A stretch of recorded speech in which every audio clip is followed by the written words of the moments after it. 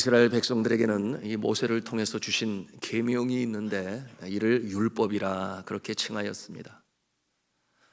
여러분, 그런데 세월이 흐르면서 이 성경학자들, 율법사들이 율법에 근거해서 행동 강령으로 여러 많은 세칙을 만들었으니 이와 같은 세칙들을 파라도시스라고 말을 하는데요. 파라도시스, 이것을 한글 성경, 한글 개역인가요? 이 한글 개역본 성경에는 유전으로 표현을 했어요. 유전. 그런가 하면 우리가 현재 사용하고 있는 개역 개정본에는 이 파라도시스를 전통이라 그렇게 해석하여 기록하고 있습니다. 율법과 이 유전 둘 중에 기본이 되는 것은, 근본이 되는 것은 당연히 율법이지요. 그런데 율법사들이 이처럼 수많은 세칙들을 만들어 유전이라 하고 전통이라 하여 사람들이 그것을 지키는지 안 지키는지, 그리고 그것을 지키지 아니할 때는 극렬히 그들을 정죄하였습니다. 예를 들면 모세의 율법에는 안식일을 기억하여 성일로 지키라. 그리고 어떻게 성일을 지켜야 하는가? 안식일에는 일을 하지 말아라. 왜 그렇겠어요? 하나님께 예배하는 날이기 때문에, 하나님께 경배하는 날이기 때문에. 여러분, 엿새 동안 세상을 창조하시고 일곱째 되는 날에 하나님이 쉬신 것은 그 모든 창조물들, 피조물들이 하나님을 찬송하고 예배하며 기뻐하심을 받으려고, 그래서 우리가 오늘도 이처럼 성일로 주님 앞에 예배하는 것인데요. 이것이 율법의 근본적인 내용인데 안식일에는 일하지 말라. 그 이유가 그랬던 것입니다. 그런데 이 구체적인 행동 강령을 만들었어요. 그것이 바로 유전이요 전통이다, 파라도시스다. 그 내용 중에 하나는 일을 하지 말아야 하니 짐도 나르지 말아야 한다. 그것을 세칙으로 정하였습니다. 그래서 어떻게 그 조항을 만들었는가 하면 그 나르는 그 물건의 무게를 또는 양을 정한 것이니, 마른 무화과 한 송이 무게에 해당하는 식물까지만 나를 수 있다. 얼마나 가볍겠어요. 그러니까 아예 나르지 말라는 거죠. 요리할 때 반죽에 필요한 포도주를 사용할 때는 그 양을 한 잔 정도만 사용하는 것이 허락된다. 또한 상처에 바를 만한 소량의 꿀은 괜찮고, 그런가 하면 눈에 바른 고약을 떼어내기 위하여 소량의 물이 필요한데 그만큼은 괜찮고, 글자를 쓴다면 2글자를 쓸 정도의 잉크를 사용하는 것은 괜찮고, 뭐 그런 내용들이에요. 그런가 하면 안식일에는 병 고치는 것도 노동이 된다. 그러니 안 된다. 상처가 더 악화되지 않기 위해서 이 싸매는 것은 괜찮아도 약을 바르는 일을 해서는 아니 된다. 이런 세부 규칙들이 약 800페이지에 달하는 이 미슈나라고 하는 책에 아주 빼곡히 기록되었어요. 그것을 지키는지 안 지키는지를 살펴보면서 마치 이 감시관처럼 지켜보곤 했었던 것입니다. 그러므로 예수 그리스도께서 안식일에 걷지 못하는 자를 고치실 때 그 모습은 안식일을 범하는 모습이 된 것이에요. 그들이 가지고 있는 세칙, 유전, 전통에 근거하여 예수 그리스도는 이 안식일에 걷지 못한 자를 고쳤으니 안식일을 범하는 죄인으로 낙인 찍히고 말았습니다. 뿐만 아니라 이 고침을 받은 자가 자신이 누워있었던 들 것을 들고 가야 하니 그것도 또한 무거운 것을 들고 가는 것이다 하여 안식일을 범한 자로 그렇게 정죄하였습니다. 여러분, 예수 그리스도께서는 그와 같은 모습을 바라보시면서 율법의 정신은 사라지고 율법에서 확대되어진 이 유전과 전통의 모습을 보면서 뭐라고 말씀하셨는가? 안식일은 사람을 위하여 있나니, 안식일은 사람을 위하여 있나니, 아픈 자를 고치고 생명을 구하는 것은 마땅히 해야 할 일이다. 그러니 안식일에 고치는 것은 결코 죄를 범하는 것이 아니다. 이렇게 그들에게 제대로 가르쳐 주십니다. 그리고 병자를 고쳐주시죠. 예수님이 오셨을 때 뭐라고 그랬어요? 내가 율법을 폐하러 온 것이 아니라 완전하게 하려 왔다. 이와 같은 내용으로 그들의 잘못된 생각을 고치시는 예수 그리스도입니다. 그런데 이와 같은 모습을 보면서 이 서기관과 바리새인들이 깜짝 놀라고 예수님을 미워하고 정죄하고 그런 모습이 시작되었던 것입니다. 여러분, 이 바리새인들과 서기관들은 이 인간이 만든 규칙, 전통과 유전을 하나님의 말씀, 그 율법 위에다 두고 그렇게 지키기를 바랬어요. 하나님의 계명을 지키지 않고 사람의 말, 즉 유전과 전통을 지키면서 그것을 자부심으로, 자긍심으로 우리는 잘하고 있다, 이런 생각을 가졌습니다. 유전만을 지키면서도 우리는 하나님을 섬기고 있다, 이와 같은 내용을 그들은 가지고 있었습니다. 그러므로 이 바리새인들과 서기관들, 율법사들은 율법의 본질인 뭐라고 그랬어요? 하나님 사랑, 이웃 사랑, 하나님 사랑, 이웃 사랑, 이것을 저버린 채 스스로 만든 그 유전과 전통에 사람들을 얽매고 본인들도 그렇게 얽매이게 되었던 것입니다. 자, 오늘 이 성경 본문에서 2절에 보면 이 바리새인들이 뭐라고 말을 하는가? 예수여, 당신의 제자들이 떡 먹기 전에 손을 씻지 않았으므로 장로들의 이 전통을 범했소, 이렇게 꾸짖습니다. 그랬더니 예수님이 뭐라고 말씀하세요? 너희들이 잘못 이해하고 있다. 3절에 말씀하시는데요, 우리 그 3절 말씀을 함께 읽도록 하겠습니다. 시작. 대답하여 이르시되 너희는 어찌하여 너희의 전통으로 하나님의 계명을 범하느냐. 예수님은 그 신뢰로 그들의 잘못을 지적하시는데요, 이처럼 유전을 행하지만 정작 하나님이 주신 계명, 율법을 지키지 않은 그 모습, 오늘 말씀 4절, 5절, 6절에 예수님이 친히 말씀하십니다. 같이 읽겠습니다. 시작.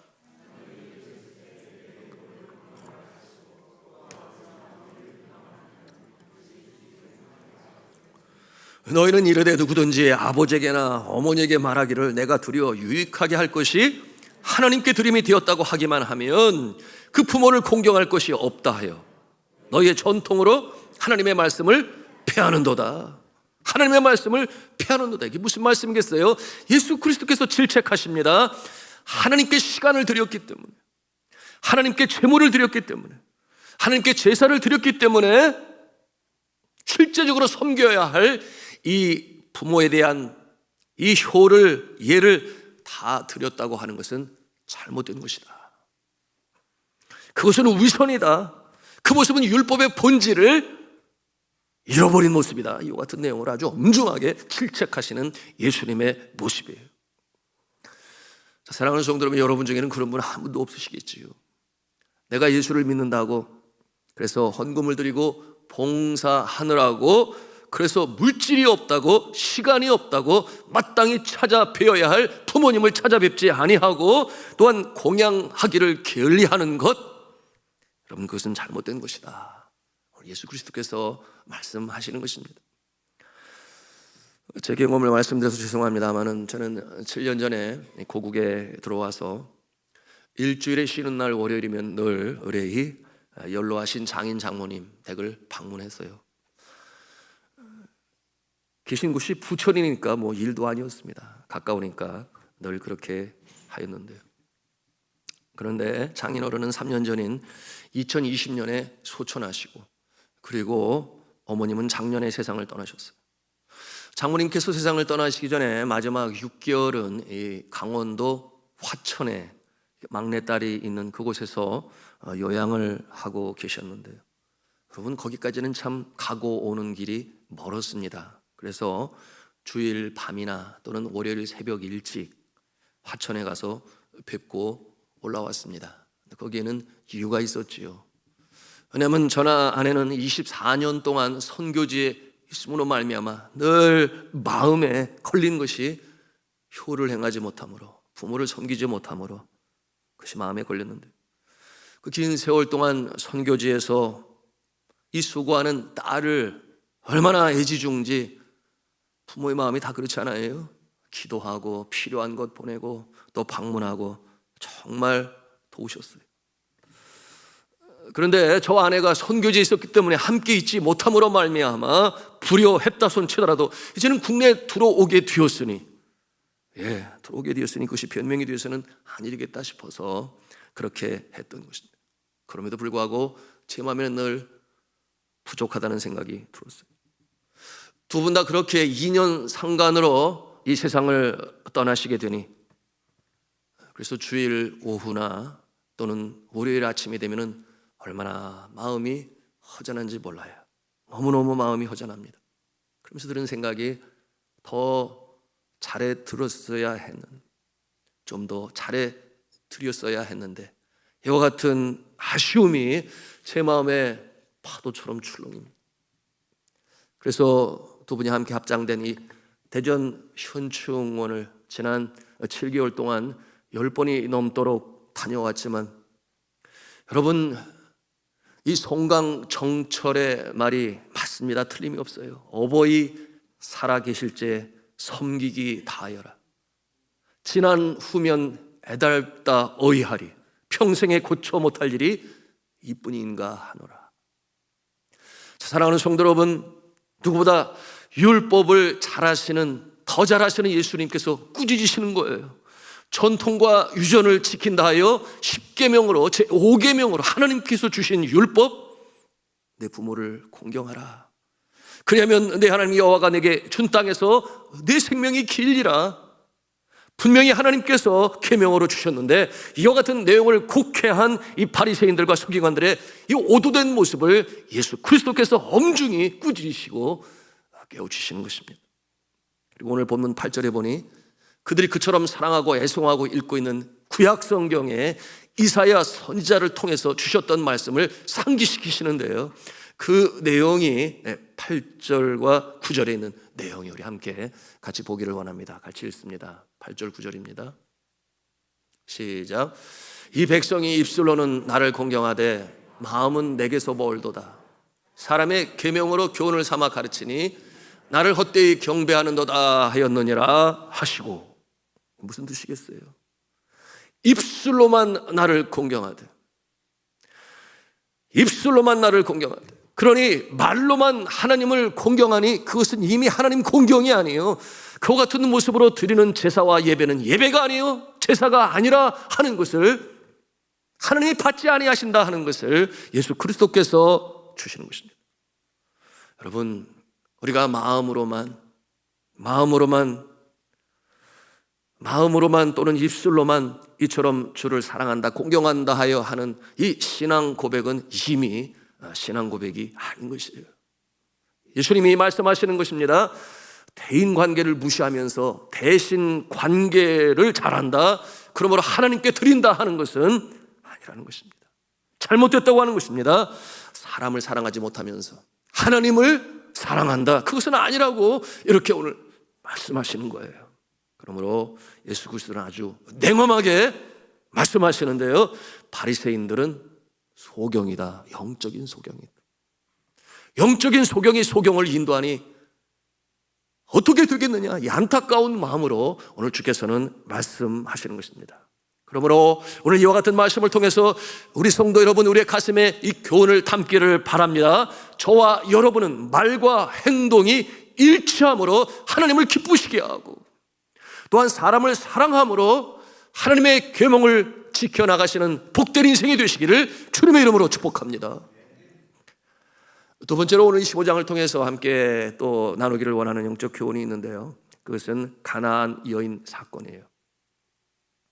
예수 그리스도께서는 두로와 시돈 지방으로 들어가셨습니다. 그리고 그곳에서 말씀을 전하시게 됐는데요, 그러는 중에 한 여인이 예수 앞에 나옵니다.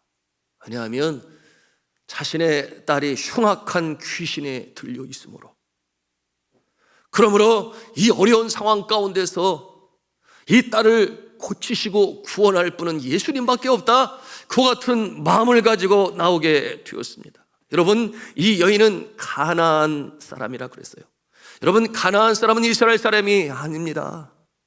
그들은 블레셋 사람이요, 그들은 이스라엘 백성들이 그 땅에 들어오기 전에 먼저 살고 있었던 가나안 족속, 그들은 하나님을 섬기는 백성이 아니요, 바알과 아스롯 신을, 우상을 섬기는 그와 같은 존재였습니다. 그런데 그 중에 한 여인이 나와서 이렇게 예수 그리스도에게 도움을 요청합니다.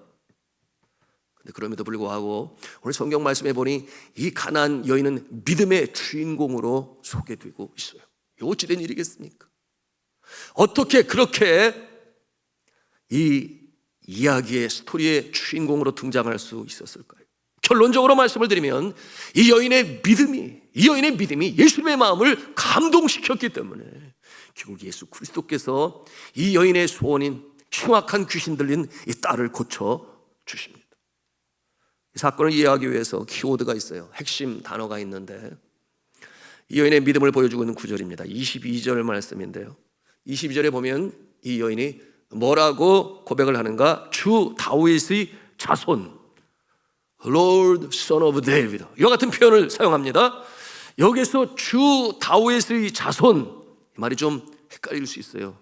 다윗을 주라고 말하는 것이 주 다윗의 자손, 그런 내용이 아니라 다윗이 주님이라는 것이 아니라 주님 다윗의 자손이신 예수여, 또는 다윗의 자손 주님이신 예수여, 그런 뜻입니다. 그러니 예수님을 주님으로, 메시아로, 구원자로 고백하는 이 여인의 이 신앙 고백이 이 한마디에 담겨져 있는 것입니다. 이방민족 여인으로서 그 주변에 있는 모든 이웃들, 같은 친가족 모두는 다 말씀드린 것처럼 바알과 아스타롯 신을 섬겨요. 그런데 이 여인은 그렇지 않은 것입니다. 이 여인은 달라요. 그러므로 예수 그리스도를 주로 메시아로 부르며 나오는 이 여인의 모습, 예수님이 보실 때 의아하지 않겠습니까? 어떻게 이스라엘 백성도 아닌데 하나님을 경외하지 아니하는 자가 이렇게 나를 주라 부르며 나오는가 의아해 하셨을 것입니다. 여러분 아시는 대로 이 주라고 하는 것은 퀴리오스, 이것은 곧 메시아라는 그런 구원자라는 그런 뜻을 가지고 있는데, 여러분이 이 여인이 왜 그와 같은 믿음을 가졌겠습니까? 얼마든지 상상해 볼 수 있어요. 고난 가운데, 고통 가운데 귀신이 들려도 보통 흉악한 귀신 들리지 아니하였으니 그 딸을 바라보는 엄마의 마음이 어떻겠습니까? 환난과 고난 역경 닥쳐올 때 그때가 바로 진정한 구원자여 구세주이신 주님 앞에 나아갈 수 있는 기회가 되는 것이니, 여러분 C.S. 루이스라고 하는 영국의 유명한 영문학자요 이 신학자는 그런 말을 했어요. 고통은 하나님께서 우리에게 메가폰으로 주시는 것이다 그랬어요. 다시 말하면 고통이 임할 때 하나님의 음성은 메가폰으로 듣는다. 평안할 때는 주님을 의지하지 않고, 평안할 때는 내 영혼의 캄캄한 그 상태를 보지 아니하고, 어려움이 임할 때 비로소 하나님의 음성이 들린다, 그런 것 아니겠습니까? 이 여인이 이와 같은 어려운 상황 가운데서 주님 앞에 나온 것이, 사랑하는 딸이 귀신 들렸다 그랬습니다. 엄마로서 얼마나 마음이 아팠겠습니까? 자신의 핏줄, 자신의 분신 아니겠어요? 그 사랑하는 딸이 귀신에 들렸으니 그것도 흉악한 귀신 들렸다, 22절의 설명이에요. 엄마로서 어떻게 밥을 먹으며 어떻게 잠이나 제대로 자겠습니까? 하루하루가 그야말로 고난과 고통의 날 아니겠어요? 저도 자녀들을 키워봤고 지금도 출가하지 아니했으니 지금도 키워가고 있지만 조금만 아파도 그렇고, 또한 신앙생활 제대로 하지 아니하면 마음에 어려움이 많이, 혹 세상으로 완전히 떠나는 것은 아닌지, 그런가 하면은 또 잘못된 친구들을 만나게 되는 것은 아닌지, 여러분 이 자녀는 늘 부모의 마음에 관심을 넘어서서 염려거리요 기도의 제목임을 아무도 부인할 수가 없어요. 그런데 예수님은 처음부터 이 여인의 믿음을 보고 계셨습니다. 예수님이 모르실 리가 없어요. 다가오는 이 여인을 보면서 이미 예수님은 꿰뚫어 알아보고 계십니다. 남다른 믿음, 이방인이지만 이웃들과 가족, 그들과 달리 예수 그리스도를 구세주로 믿는 믿음, 오직 예수 그리스도만이 살 길이다, 예수 그리스도만이 진정한 능력자이시다, 왜 그런 생각을 갖겠습니까? 우리가 상상해 볼 수 있잖아요. 그처럼 흉악한 귀신 들린 딸을 볼 때 그가 얼마나 우리 시대의 모습으로 보면 정한수를 떠놓고 새벽이면 지성으로 주여 내 딸을 낳게 해주세요, 그가 믿고 있는 신적인 존재에 얼마나 간청했겠느냐 그 말이에요. 그런데 아무런 효험이 없어요. 낫지를 않아요. 그러니 그의 마음속에 딸을 사랑하는 마음이 이와 같은 모습으로 등장하게 되었으니, 그래 내가 소문으로 들었어, 예수님은 죽은 자까지도 살리시는 능력이 많으신 분이라 그랬지, 예수님만이 진정한 구원자이시지, 이와 같은 마음을 가지고 이제 예수 앞에 나온 것 아니겠습니까? 그래서 예수님은 다 알고 계십니다. 그러게 오늘 본문에 예수님은 이와 같은 상황 가운데서, 이 상황 가운데서 예수님 같지 않은 그 모습으로 연출을 하세요. 여러분, 예수님이 어떠하신 분이십니까? 예수를 믿든지 믿지 아니하든지, 아픈 자, 병든 자, 힘든 자, 걷지 못하는 자, 보지 못하는 자, 예수 그리스도께서 고쳐주시며 하나님의 아들이심을 증거하시고 그들의 운명을 새롭게 하시는 긍휼이 많으신 예수 그리스도셨는데, 어떻게 이렇게 흉악한 귀신 들린 이 딸 때문에 고통 속에 나오는 이 여인을 향하여 예수님이 본체만치 하잖아요. 성경 말씀. 대꾸도 안 하고 보시지도 안 하고 응답도 안 하시는 예수님의 모습이에요. 의아하지 않습니까? 이상하지 않습니까? 오늘 이 25절에 여자가 와서 예수님께 절하며 간청을 하는데 뭐라고 그래요? 주여 저를 도와주소서. 근데 26절에 예수님의 대응하는 모습이 있는데 그 대답이 아주 차갑습니다. 우리 함께 보기를 원합니다. 같이 읽습니다. 시작. 대답하여 이르시되 자녀의 떡을 취하여 개들에게 던짐이 마땅하지 아니하니라. 이게 무슨 말씀이에요? 여러분, 여기서 자녀들은 곧 이스라엘 백성들을 말하는 것이요, 그런가 하면 개들이란 곧 가나안 사람들, 블레셋 사람들, 그처럼 이스라엘 백성들을 못 살게 울고 공격을 하고 많은 사람을 죽이고 그와 같은 대적하는 그 민족을 이 지칭하는 소위 속어예요. 비난하는 그 어투의 속어. 그래서 개라고 그렇게 표현을 했습니다. 우리나라 같으면 이와 같은 내용, 지금은 사용하지 않습니다만 과거에 여러분 중국 사람을 뭐라고 불렀느냐 하면 짱깨라고 부르더라고요. 떼놈이라고 부르지는. 일본 사람은 뭐라고 불렀어요? 쪽발이라고 하지를 않나, 외놈이라고 부르지를 않나. 그런가 하면 서양 사람은 뭐라고 그랬어요? 양캐라고 부르지를 않나, 서양인이라고 못해, 서양놈이라고 부르지를 않나. 뭐 이와 같은 모습인데, 여러분 요즘에 이런 말씀은 큰일 나요. 하지 마세요. 왜냐하면 인종차별이거든요, 그게.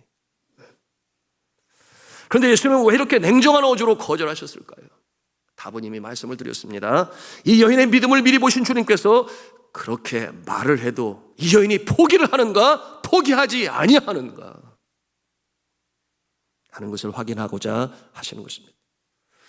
여러분, 이 모습을 한번 상상해 보세요. 예수님 앞에 나온 이 여인, 그 옆에는 누가 있습니까? 제자들이 있어요. 그런가 하면은 이스라엘 백성들도 있을 뿐만 아니라 또 가나안 믿지 아니하는 사람들도 그곳에 같이 있지 않겠습니까? 예수님을 따르는 자들이 너무나 많았으니까요. 과연 이 여인의 이 간청은 응답을 받을 수 있을 것인가? 그들이 숨죽여 바라보지 아니했겠습니까? 그런데 그렇게 무시를 당하면서도 계속해서 주를 의지할 것인가? 아니면 포기할 것인가? 그런데 그 여인이 뭐라고 응답을 해요? 우리 27절 말씀을 우리 함께 27절 말씀 보시겠습니다. 읽습니다. 시작. 여자가 이르되 주여 올소이다마는 개들도 제 주인의 상에서 떨어지는 부스러기를 먹나이다 하니. 무슨 말씀이겠습니까? 맞습니다. 나는 이방 여인입니다. 적국의 사람입니다. 그리고 나도 나의 이웃, 나의 민족처럼 바알과 아스타를 섬겼던 한 존재입니다. 주께서 이스라엘 백성들을 먹이시고 고치시는 것 너무나 당연합니다. 우리를 외면하셔도 할 말이 없습니다. 그러나 주님이여, 조금이라도 긍휼하심이 남아있다면 저를 긍휼히 여겨주세요. 내 딸이 흉악한 병들어 어려운 처지에 있으니 제발 긍휼히 여기시고 남아있는 긍휼하심이 있다면 내 딸을 고쳐주세요. 이와 같은 마음으로 간청하는 이 여인의 모습입니다. 여러분, 예수님이 왜 모르셨겠어요? 이 여인의 아픔, 이 여인의 고통, 이 여인의 믿음도 다 알고 계셨지요.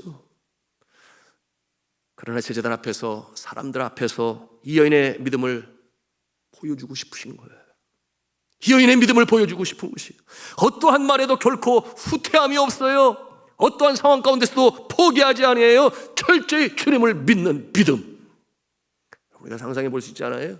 그 옆에 이 가나안 민족 족속이 감히 자신들이 섬기는 바알과 아스타르 신을 떠나서 예수 앞에 고침을 받겠다고 나가는 그 여인의 모습을 볼 때 얼마나 비방하고 회방하고 방해를 하였을 것입니까? 그럼에도 불구하고 아니요, 나는 오직 주님만이, 예수 그리스도만이 나의 생명의 주인이시여 또한 내 딸도 고치실 능력의 주가 되시니 이와 같은 모습으로 나가는 그 모습을 제자들 앞에서 너희들이 보았니? 가나안 민족 앞에서 너희들이 보았니? 이스라엘 백성들 앞에서 너희들은 이 여인의 믿음을 보았니? 이와 같은 내용으로 보고 깨닫게 하시고 나서 그리고 나서 결국 이 여인의 소원을 들어주게 된 것입니다. 성도 여러분, 여러분은 어떠하십니까? 여러분, 우리 모두에게도 이처럼 강한 믿음이 필요합니다. 성도 여러분, 어려움이 없는 가정이 없어요. 어려움이 없는 가정이 없어요. 제가 연초에 송구영신 예배에 받은 기도 제목을 여전히 가지고 날 새벽이면 강단에 무릎을 꿇고 일일이 그 이름을 불러가며 자녀들의 이름을 불러가며 기도합니다. 여러분, 언제까지 기도하겠어요? 담임 목사의 책임 아닙니까? 그 기도에 응답이 있어 목사님 응답을 받았습니다, 기쁜 소식으로 전해줄 때까지 저는 늘 기도하지요. 그런가 하면 또 새로운 기도 제목이 올라옵니다. 그러면 그 기도 제목을 통해서 또 숙제구나, 내가 주께서 맡겨주신 이 약물인데 기도해야죠. 기도를 합니다. 그런데 기도의 내용들이 어떠한 내용인가? 제가 너무나 잘 알잖아요. 그 내용 중에 가장 많은 기도 내용은 가족의 건강과 믿음, 두 번째는 내 직장과 사업, 세 번째는 사명 감당하는 개인의 믿음이에요. 제일 많은 기도 제목이 가족에 관한 것입니다. 내 남편이, 내 아내가, 부모님이, 형제, 자매가 주 예수 그리스도를 믿게 해주세요. 이와 같은 기도 제목이 다 있습니다. 믿음으로 돌아서게 해주시고, 사업이 잘 되게 해주시고, 취업하게 해주세요. 좋은 배필을 만나서 결혼하게 해주세요. 부모의 마음, 자녀를 향한 그 마음, 그런가 하면은 건강이 회복되게 해주세요. 이와 같은 기도 제목이 제일 많아요. 여러분, 오늘 이 가나안 여인은 딸을 불쌍히 여기기 때문에, 그러므로 주님 앞에 나온 건 아니겠습니까? 엄마로서 당연한 모습이지요. 예수 그리스도께서 이 여인의 믿음을 보시고 이 여인의 딸, 그 자리에 함께 왔습니까? 이 딸이 함께 오지 아니했어요. 그럼에도 불구하고 이 딸을 고쳐주시니 온전히 어머니의 믿음으로 말미암아 이 딸이 고침을 받게 되었음을 우리는 말씀을 통해서 보는 것입니다. 그 자리에 없는 딸이 고침을 받아요. 그러니 온전히 100% 이 어머니의 믿음으로 말미암아 이와 같은 놀라운 역사가 이 딸 가운데 고침으로 나타나게 된 것입니다. 성도 여러분, 우리가 어떠한 교훈을 받습니까? 여러분, 이 아침에도 주님 전에 나올 때 여러분의 마음에는 그와 같은 기도 제목이 있을 거라 저는 생각합니다. 주여, 이 기도를 들어주시길 소원합니다. 내가 오늘도 주의 전으로 나아갑니다. 나의 작금의 문제를 풀어주실 분은 하나님밖에 없으십니다. 내가 의지하며 나아가오니 주께서 응답하여 주옵소서. 그와 같은 마음을 가지고 올라오시지 않으셨겠습니까? 여러분, 그렇게 예배드리고 기도하고 강청하죠. 그런가 하면은 내 남편이 예수 믿게 해주세요. 내 부모님이 연로하신데 세상 떠나기 전에 예수 믿고 천당 가게 해주세요. 성도 여러분, 여러분의 이 믿음을 하나님께서 보시는 줄로 믿으시기를 바랍니다. 우리의 간절한 소원을 기도의 능력으로 공간을 초월하고 시간을 초월해서 하나님께서는 역사하시니 우리가 여기서 기도할 때 저기에서 역사가 나타나고, 우리가 선교지 땅끝에서 기도할 때 선교지의 문제가 해결되고 잃어버린 영혼이 돌아오는 역사가 나타나는 줄로 믿습니다. 확실하지요. 여러분, 이처럼 우리가 기도할 때 우리의 기도로 말미암아 가족이 살아나고 생업이 살아나고 직장을 살리고 나가서 관계된 이웃들까지 살리고 이 나라와 이 민족이 살아나는 역사를 우리가 체험할 수 있는 것이에요. 여러분, 소돔과 고모라 성을 보면 금방 알지 않아요?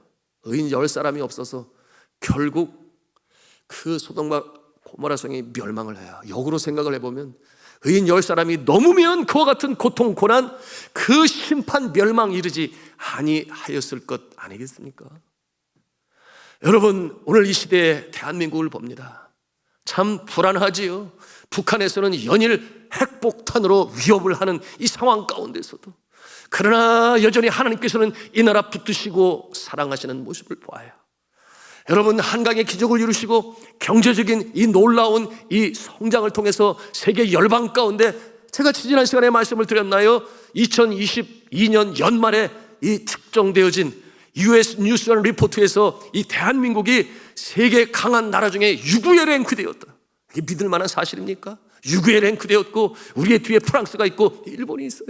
그 가능성에 대해서 이렇게 평가를 내린 것은 누구 때문입니까? 누군가가 이 나라와 민족을 위하여 가슴에 끌어안고 기도하기 때문에. 여러분, 하나님께서는 이처럼 간절한 마음을 기도할 때 나의 울타리 너머에 다른 상황, 여건, 영혼까지도 돌보시고 사랑하시며 구원하시는 줄로 믿으시기를 바랍니다. 너무나 중요한 영적 진리를 오늘 이 말씀을 통해서 우리가 보는 것입니다. 여러분, 우리가 기도할 때 여러분의 그 믿음, 여러분의 의인된 모습, 의인 10사람 하나님이 찾으실 때 그 자리에 서시는 저와 여러분의 모습이시기를 주님의 이름으로 축복합니다. 그래서 의인 10사람이 없어서 멸망당하는 것이 아니라 여러분으로 말미암아 여러분의 가정이, 여러분의 일터가, 또한 사회의 이 병든 사회가 치유함을 받고 이 나라가 더욱 주님 기뻐하시는 나라 되는 일에 쓰임받으시는 의인이 되시기를 저는 주 예수 그리스도의 이름으로 축복합니다. 여러분, 이와 같은 모습 성경에 많이 나오죠. 욥이 그렇죠. 요셉이 그렇죠. 여러분이 요셉으로 말미암아, 요셉이 이 종의 모습으로 참 별 볼 일 없는 존재로 그 당시 최강국인 이 애굽 왕 시위대장 보디발의 집에 들어가요. 그런데 이 요셉이 그 집안에 들어가니 어떠한 역사가 나타났는가? 성경 말씀을 통해서 보기를 원하는데 창세기 39장 5절 말씀 우리 같이 읽습니다. 시작. 여호와께서 요셉을 위하여 그 애굽 사람의 집에 복을 내리시므로 여호와의 복이 그의 집과 밭에 있는 모든 소유에 미친지라. 누구를 위하여? 요셉을 위하여.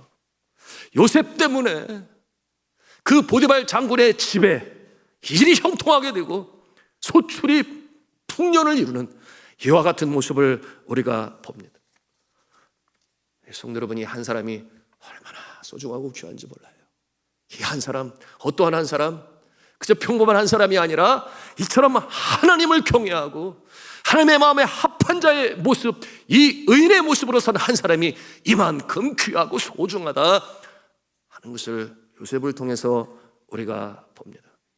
여러분이 한 사람 때문에 가정이 살아나고 일터가 다시금 소생하고, 여러분 그런가 하면 여러분 한 사람 때문에 절망에서 소망의 기운으로 일어서게 되는 이와 같은 역사, 여러분 이와 같은 역사가 우리 가운데 이루어지게 되니 뭐 가깝게는 주일학교 선생님 그렇잖아요. 내가 맡고 있는 이 한 반, 그런가 하면 구역장님, 내가 구역장이네, 내가 맡고 있는 이 한 구역, 여러분 여러분의 한 사람을 통하여 하나님의 놀라운 역사가 나타나는 줄로 믿으시길 바랍니다. 민족의 아픔이 자신의 아픔이 됐던 출애굽의 지도자 모세가 그랬습니다. 그런가 하면 선민 하나님이 택하신 백성을 위하여 기꺼이 자신의 생명을 내놓았던 성군 다윗 왕으로 인하여, 그런가 하면 민족이 위기에 처했죠. 하만으로 말미암아, 그 모략으로 말미암아 그럴 때에 죽으면 죽으리다 금식으로 기도했던 에스더 그 한 사람과 또한 모르드게 한 사람, 민족이 그 위기에서 그 위기를 벗어나는 놀라운 역사가 있었음을 우리가 보게 되니, 여러분 성경의 인물들 뿐만이 아니에요. 지난 2000년의 기독교의 역사 가운데 그와 같은 인물들의 모습을 우리가 보게 되니 이 한 사람, 새 역사의 물꼬가 터지는 일에 이 한 사람의 출현과 등장, 그 헌신과 믿음으로 말미암아 되어진 일들로 지금까지 이렇게 기독교 역사는 이루어져 오고 있습니다. 그러나 성도 여러분, 이와 같은 말을 들으면서 아이고 그렇게 크게 나는 그런 존재는 아닌 것 같은데, 괜찮습니다. 작은 일로부터, 나 자신으로부터, 내 가정으로부터, 내 일터로부터, 그리고 내 구역으로부터, 내 부서에서 작은 일로부터 내가 해야 할 그 책임을 갖고 사명을 갖고 믿음으로 나가는 모습은 너무나 소중한 것이니, 여러분 이 성경이 말씀하고 있는 이 크게 쓰시는 그 과정은, 그 프로세스가 있어요. 작은 일에 충성한 자 큰 일을 맡기겠다. 예수께서 친히 말씀하신 마태복음 25장 23절 우리 함께 보기를 원하는데요, 같이 읽겠습니다. 시작. 착하고 충성된 종아, 내가 적은 일에 충성하였음에 내가 많은 것을 내게 맡기리니 내 주인의 즐거움에 참여할지어다 하고, 적은 일에 충성하였음에 많은 일, 더 큰 일을 맡기시는 것이 바로 하나님께서 사용하시는, 또한 크게 쓰시는 일꾼의 과정이다. 우리의 마음에 두어야 할 영적 교훈입니다. 오늘도 이 가나안 여인처럼 고통 가운데, 고난 가운데 나의 자녀의 그 고난을 나의 고난으로 치유하게 되니 주님 앞에 나와 기도하는 이 어머니가 있습니다. 이와 같은 일로 인하여 피멍든 가슴을 끌어안고 눈물로 간구하는 주의 여정의 간절한 눈물의 기도가 있어요. 여러분, 그 가슴을 어루만져서 풀어주실 분은 오직 예수 그리스도, 십자가에서 보혈을 흘리신, 나를 위하여 달려들어가신 예수 그리스도의 능력만이 그 문제의 해결주가 되심을 믿으시길 바랍니다. 여러분, 이와 같은 모습으로 기도하는 모습, 오늘도 기도하겠지요. 나의 사랑하는 남편이 주님 앞에 오게 하시고, 나의 시어머니, 시아버지가 예수 믿고 돌아오게 하셔서 하나님, 이 세상 떠나기 전에 천당 들어가게 하여 주옵소서. 여러분, 이렇게 간절히 간구하는 인과 기도로 기도하는 모습들 왜 없겠습니까? 제가 알고 있지요. 여러분, 이와 같은 자가 언제 그 기도의 응답으로 인하여 보람과 감사와 기쁨을 갖는 줄 아십니까? 물론 예수 믿고 나올 때 기쁨이 크겠지만 저는 어디에서 보는가? 장례식장에서 보아요. 극과 극의 모습을 저는 여러 번 보았습니다.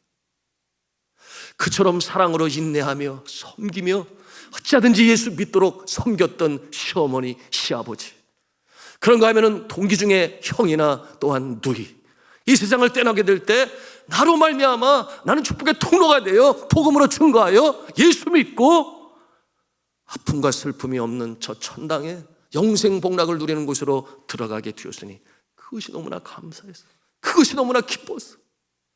그러므로 제 손을 잡고 간증하는 그 모습을 볼 때마다 그래, 그렇지, 그와 같은 모습을 보게 되는데요. 사랑하는 성도 여러분, 오늘 말씀을 이제 정리하면서 맺으면서 오늘 이 말씀을 가슴에 담기를 원하는 것은, 여러분, 율법의 정신, 하나님 사랑, 이웃 사랑, 여러분, 하나님을 사랑하는 것은 곧 이와 같으니 네 이웃을 내 몸과 같이 사랑하는 것이라. 우리의 가까운 가족으로부터 사랑함으로 주님의 은혜 자리에 나오게 하는 일은 너무나 소중하며, 또한 이 가나안 여인과 같이 이방신 바알과 아스타롯이 거기에 소망이 있는 것이 아니라 오직 주님만이 나의 문제의 해결주가 되시고 구원주가 되심을 믿어 주님 앞에 나와 어떠한 상황에서도 어떠한 회방, 장애물, 방해물 아랑곳하지 아니하고 주님을 향하여 바짝 가까이 나와 주로부터 주시는 은혜와 그 능력으로 다시금 절망 가운데서 소망으로 일어서시는 저 여러분 다 되시기를 주 예수 그리스도 이름으로 축원합니다.